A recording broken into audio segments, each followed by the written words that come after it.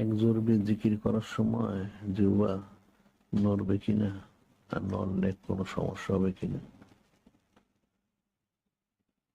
এক জোরবে জিকির কিভাবে করতেন, যার তো সবক তো তাকে বুঝতে হবে, আরেকজনে কি বুঝবে। এক জোরবে জিকির শুধু জিহ্বা তো নড়ার কথা না, যদি কারো নড়ে কোনো অসুবিধা নেই, এটা তো কলবে ধাক্কা দিবে, টান দিবে। এক জোরবে কলবে জিকির হলে একরকম, আর জোরবে জিকির হলে আরেক রকম। কলবে ধাক্কা দিতে হবে, টান দিবে। আল্লাহ আল্লাহ আল্লাহ আল্লাহ, কলবে যাইতে কষা লাগবে, আসতে কষা লাগবে। আল্লাহ আল্লাহ আল্লাহ আল্লাহ, এভাবে করতে। নড়তে পারে, নাও নড়তে পারে, কোনো অসুবিধা নেই। একজন বিজিত তো এটা জীবন নড়তেও পারে, নাও নড়তে পারে, এরকম শর্ত সারাই নাই। তবে এটা হলো কলবে ধাক্কা দেওয়া, টান দেওয়া, এটা জরব দেওয়া। জরব অর্থ হলো ধাক্কা দেওয়া, ধাক্কা দিতে হবে, টান দিতে হবে।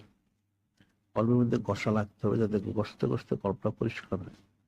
তাহলে এক জরবি, দুই জরবি, তিন জরবি, চার জরবি জিকিরটা হচ্ছে কল্পটাকে পরিষ্কার করার জন্য। এখন তখনও তার কল্প জারি হয়ে যেতে পারে, এটা হচ্ছে মূল কল্প পরিষ্কার করার জন্য রাখতে হবে।